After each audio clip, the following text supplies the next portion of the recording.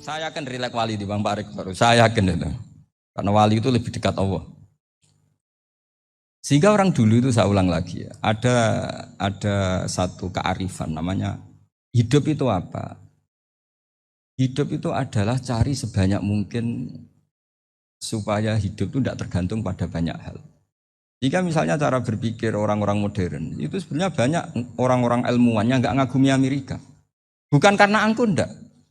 Untuk mempertahankan kebesaran negara sebesar itu, kebutuhan listriknya besar, kebutuhan tentaranya besar, kebutuhan apa. Sementara negara kayak Venezuela atau Swiss, kebutuhannya ada banyak. Pertanyaannya, yang tergantung dengan banyak hal, sama yang tidak tergantung banyak hal, itu pinter mana? Kalau dibalik pertanyaannya gitu, negara-negara maju itu tidak keren kalau dibalik pertanyaannya. Orang yang untuk mempertahankan eksistensinya banyak, butuh banyak hal, dengan yang tidak butuh banyak hal, itu pinter mana? Orang yang bahagianya nunggu jadi dokter, nunggu jadi kiai besar, kiai viral, dengan orang yang bahagia cukup dengan ngopi, itu pinter mana? Tapi kalau dibalik pertanyaannya, orang yang tahunya nikmat hanya kopi, dengan nikmat yang banyak, pinter mana? Makanya Mbah Mun tuh kalau guyon itu lucu. Aku iku saake ambek wong desa sing mlebu swarga. Saya dulu eskal mlebu swarga kok disakeni. Akhirnya beliau memberi penjelasan. Wong desa iku roe pakanan enak, iku mau kopi mbek uduk. Lah swarga iku mau nuruti sing dikarepno. Akhirnya wis mau mangan wis ngopi, nguduk, ngopi wong ora roh pakanan liyane ku ora roh. Nasi mandi yo ora roh, pizza yo ora roh apa-apa. Terus saya bilang, wah lah niku nak nganti selera tentang wanita cantik. Iku juga sederhana. Rontok pesek ya wis cantik, rontok ireng ya wis. Apa bidadarinya seperti itu karena saking enggak pengalamannya. Jadi surga itu kan nuruti apa yang diinginkan. Kira-kira keinginan orang kampung kalau di surga itu apa coba? Makanan apa coba? Mana ibu nak senangnya ketemel gemblong gitu. Artinya malaikat lebih suka nangani surganya orang-orang kampung di Bang Pak Rektor. Ini sudah ribet ini. Makanan apa saja sudah harus dicoba. Ya. Terus kalau di mall tahu orang macam-macam, seleranya macam-macam pasti. Enak mana kalau sampai jadi malaikat pelayan surga? Suka melayani orang kampung apa yang orang kota? Orang kampung kan? Jadi ya itu guyon ya, guyon tapi itu menjadi pikiran kita bahwa orang yang banyak kebutuhan itu sebetulnya banyak kebodohannya karena menggantungkan kebahagiaannya dengan banyak hal. Makanya Imam Syafi'i ngendikan istighna itu apa? Al-istighna anisya'labi. Yang dikatakan kecukupan adalah berusaha sebanyak mungkin banyak hal tidak kamu butuhkan. Bukan memenuhi semua kebutuhan kamu karena nafsu kamu ini tidak ada batasnya gitu. Kalau kamu penuhin nggak akan selesai. Itu ada perempuan yang kurang cantik itu minta doa saya, Gus doain suami saya kaya, terus tak guyonin, terus nggak minta. Kalau suami kamu kaya, yang pertama dirubah itu apa? Rumah Gus, supaya rumah saya bagus. Kedua apa? Mobil, supaya mobil saya bagus. Nanti yang dievaluasi itu kamu. Mobil bagus, Alphard, rumah mewah, istrinya kamu pasti itu dievaluasi. Langsung nggak usah sudah gini aja kan. Jadi pertama yang dievaluasi itu kaya itu coba kalau suami kaya itu yang dievaluasi pertama rumah ya, rumah ganti. Setelah itu apa? Mobil. Kira-kira berikutnya akhirnya sudah Gus nggak jadi. Nabi Ibrahim itu pernah minta umur panjang, keren umur panjang. Sama Allah nggak dijawab. Datang orang tua gitu mertamu ke Nabi Ibrahim. Terus disuguhi dikasih kurma. Apa itu? Kok kurma apa? Anggur yang sudah matang sekali. Sudah dimakan. Setelah dimakan meler keluar lagi. Dimakan lagi meler lagi. Terus Nabi Ibrahim masuk lagi ke kamar. Ya Allah doanya tak cancel. Nanti kalau saya tua kayak itu. Jadi Allah itu nggak jawab langsung tapi ngirimkan itu. Akhirnya ya Allah nggak jadi. Nanti takut itu. Saya pernah ngalami jadi kiai tadi ada ibu-ibu ya kurang ya nggak pati cantik lah. Suaminya tuh miskin sekali. Minta doa saya supaya kaya. Bareng tak kasih pertimbangan itu udah nggak usah nggak jadi itu. Jadi itu kearifan. Tapi kearifan ini harus kita tanamkan. Saya nggak bisa membayangkan Indonesia yang besar ini. Andai kan tidak ada qanaah. nerimo ing pandum. Coba sekarang ada Covid. Andai kan Indonesia tuh kayak Perancis. Beberapa kali punya tamu orang yang hidup lama di Perancis, bahkan dapat istri orang Perancis. Itu dulu gak begitu mencintai Indonesia. Tapi setelah di Perancis 2 tahun, wah Indonesia hebat.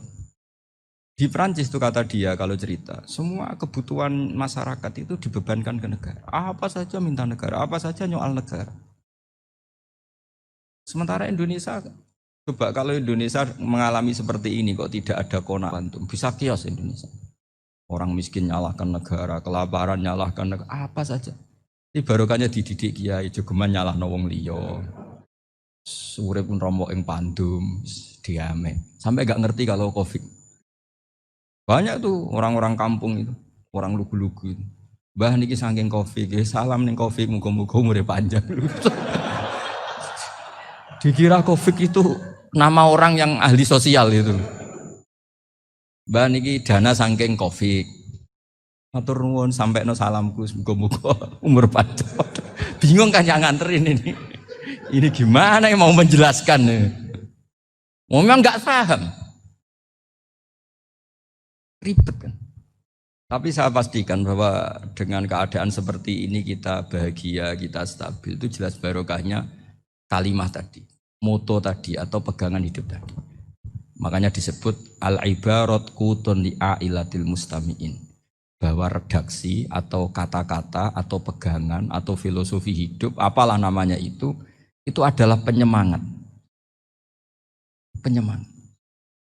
Karena kata-kata ini memang luar biasa. Ketika sahabat perang demi kebenaran, zaman itu ya pasti benar karena yang dibela Nabi. Dulu itu kan enak zaman Nabi, yang dibela mesti benarnya, musuhnya mesti salahnya. Jika dulu itu memang harus tegas. Kalau sekarang mau tegas gimana? Yang kamu bela tidak mesti benar, musuhnya tidak mesti salah. Ribet kan kalau misalnya saya tukaran sama Pak Rektor, kamu mau bela mana kan bingung. Saya tidak mesti benar, saya tidak Nabi. Pak Rektor apalagi nggak mesti benar lagi kan?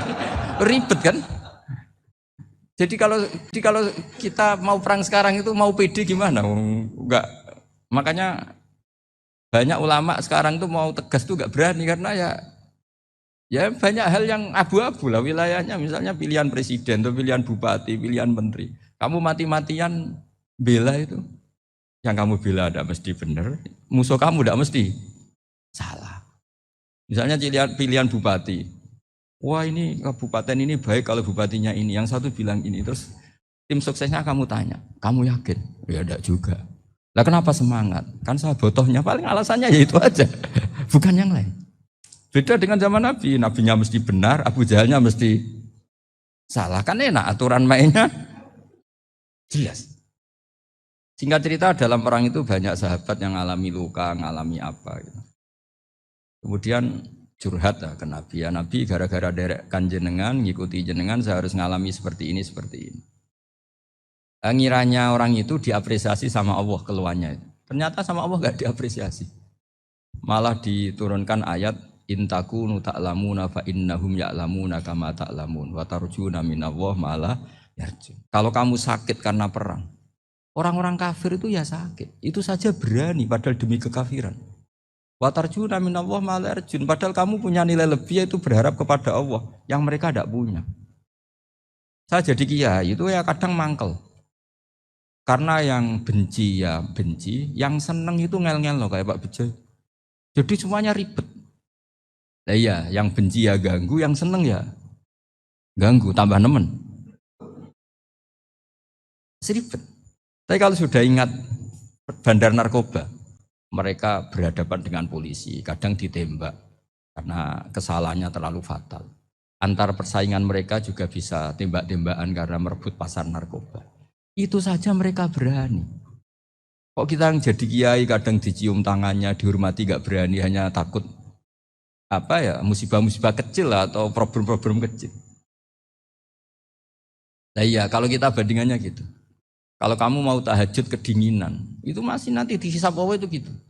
Maling ayam itu keluar malam-malam, hanya dapat ayam. Itu gak takut dingin. Ya gak takut digebuki masa. Kamu mau tahajud aja takut dingin. Makanya nanti hisabnya orang soleh itu nanti dijajarkan orang dolim. Terus diperbandingkan. Wah itu habis kamu kalau itu. Jadi misalnya Unisula mau rapat, tapi ini malam, kalau malam dingin nanti sama masuk angin. Anak-anak pang di perapatan aja berani kamu. Kalau sudah perbandingannya gitu tuh ribet kita nanti. Makanya itu kalimat itu moto atau filosofi hidup. Sehingga diulang lagi nasihat itu. Iyam saskum korhun fakodu masal koma korhum mislu. Kalau kamu kena luka, orang-orang yang nggak benar juga akan kena luka. Itu aja berani demi ketidakbenaran. Masa kamu demi kebenaran enggak berani? Akhirnya orang itu, ya itu kalimat, itu heroik. Makanya kita ini penting ya, makanya tadi himne Unisula dimulai kalimat-kalimat thayyibah. Karena kalimat ini yang menjaga kita kalimat ini. Misalnya tentang Tuhan. Kenapa orang Islam imannya kokoh seperti ini, termasuk yang sudah hidup di Amerika, di Australia, di mana-mana. Itu ya barokahnya ajaran atau barokahnya kalimah. Saya sebut kalimah saya pakai bahasa santri. Karena la ilaha illallah itu dalam tradisi santri disebut kalimatu haqqin alaiha nahya wa alaiha namut wa alaiha nub'ats. Ada yang riwayat wa biha nub'ats insyaallah taala minal aminin. Kenapa mereka di mana-mana meskipun sekolah di Amerika, di Australia, bahkan di Uni Soviet tetap mukmin? Itu barokahnya ajaran yang benar. Allah itu siapa? Tuhan. Tuhan itu sifat dasarnya apa? Awal. Dia harus wujud awal sebelum makhluk yang lain. Sehingga ketika ada negara yang maju, yang tertib, manajemennya tertib, masyarakatnya makmur, tapi punya Tuhan yang tidak seperti itu, tidak awal, itu sudah gak nyaman. Karena ndaklah keren Tuhan saya, karena Tuhan saya itu al-awwal, zat yang pertama. Tuhan saya keren lah, zat yang gak mati. Tuhan yang gak mati, yang gak pernah mengalami kematian.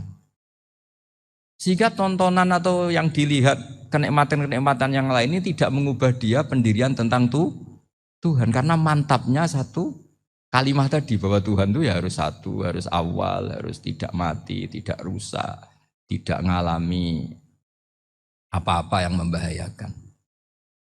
Sehingga ketika ditawarin Tuhan yang lain meskipun menjanjikan secara finansial atau kemakmuran, mereka gak tertarik. Itu coba, itu barokahnya makmur apa barokahnya ajaran? Barokahnya ajaran, sering negara Islam itu kalah makmur dengan mereka, tapi barokahnya ajaran ini tetap apa? Tetap Islam. Makanya Nabi Ibrahim, Nabi yang sukses bikin waja'alaha kalimatam baqiyatan fi aqibi. Sehingga kita ini bekti sama orang tua misalnya, itu ya karena ajaran. Suwargamu itu karek wong tuamu, nak wong tuamu ridho, Allah ridho, nak ora ridho, Allah ora ridho. Ridho wa fi ridhol walidain wa sakhatu wa sukhtu wa fi sakhatil. Sehingga ketika ada orang tua yang agak brengsek gitu, anak-anak tetap hormat. Punya orang tua yang miskin, yang sudah miskin, tukang tombok nomor, banyak kan di kampung gitu. Ya tetap hormat. Coba kalau dari awal kita ngajari orang tua kamu hormati ya, kalau baik, kalau enggak usah. Bisa geger Indonesia. Tapi barokahnya ajaran-ajaran itu Indonesia tertib karena ada ajaran. Nah ini di sini pesantren dan Unisula semua harus berkontribusi membuat ajaran yang benar itu adalah ciri utama Islam. Sehingga Islam ini dimulai dengan ajaran kalimatu haqqin alaiha nahya wa alaiha namut. Sehingga kita tenang seperti ini. Saya ini termasuk kiai yang tenang. Meskipun kata orang banyak saya ini kiai besar, tapi termasuk kiai yang paling tenang. Termasuk yang paling tenang. Karena saya ini pakai mazhab orang-orang hebat. Saya berkali-kali cerita, orang kayak Imam Syafi'i itu orang yang luar biasa. Saya berkali-kali cerita. Orang yang tadi nyium tangan kamu ya Imam Syafi'i, di belakang tuh ngerasani kamu, menghujat kamu. Jawabannya enak saja. Berarti saya alhamdulillah orang yang wibawa. Buktinya di depan saya enggak berani. Jadi enteng saja. Diceritain sebagian kampung, sebagian separuh dari warga kamu itu gak suka kamu. Ya bagus lah gak suka saya, gak akan utang duit saya. Di mana-mana orang utang itu karena teman dekat. Kalau gak seneng pasti minimal gak utang, gak pinjem mobil, gak pinjem apa. Berkah mana yang seneng sama yang gede. Jadi dianggap enteng saja. Semua yang dialamin dianggap enteng saja. Misalnya punya istri pemarah, ya baguslah marahin suami. Kalau marahin tonggo malah ribet. Jadi kamu harus terima kasih kalau dimarahin istri. Baguslah marahin saya mah, kalau marahin tonggo ribet. Jadi enteng saja. Tapi kita sekarang itu karena nafsu ya, sehingga menghadapi hidup ini ribet. Ulama dulu kalau mau mati itu senengnya bukan main. Sudah lama saya ini ingin nggak maksiat. Kayaknya nggak maksiat paling efektif itu mati. Ya tidak apa-apa Gusti, kalau sebaiknya mati ya mati aja. Enteng saja. Jadi melihat kematian itu akhir dari segala keburukan atau potensi keburukan. Apapun baik kita sekarang, suatu saat mungkin kita nggak baik. Yang bisa menghentikan ketidakbaikan atau potensi ketidakbaikan itu apa coba? Mati kan? Berarti mati itu mengerikan apa menyenangkan? Mesti kamu tidak berani menjawab. Meskipun secara ilmu kamu berani, tapi secara rasa agak berani kan? Saya ulang lagi ya. Yang bisa menghentikan keburukan atau potensi keburukan itu apa coba? Apa? Matian. Berarti kematian itu menyenangkan atau menyusahkan? Apapun kamu tidak berani jawab karena kamu agak-agak duniawi itu kelihatannya. Tapi secara ilmu, kamu tahu kan kalau mati itu tidak buruk-buruk banget. Karena apa? Itu akhir dari segala keburukan. Sehingga Nabi ngajarkan kalimat itu begitu luar biasa. Allahumma ahyini maka natil hayatu khairan li wa tawaffani maka natil wafatu khairan li. Nabi melihat dunia itu begitu indah. Ya Allah, kalau saya ini hidup, anggap saja hidup ini ziyadatan li fi kulli khairin, menjadi modal saya menambah segala kebaikan. Jika suatu saat saya mati, anggap mawon rohatan li min kulli syarrin, itu akhir dari segala keburukan saya. Subhanallah wa bihamdihi adada khalqihi wa ridha nafsihi wa zinata arsyihi wa kalimatihi. Subhanallah wa bihamdihi adada khalqihi wa ridha nafsihi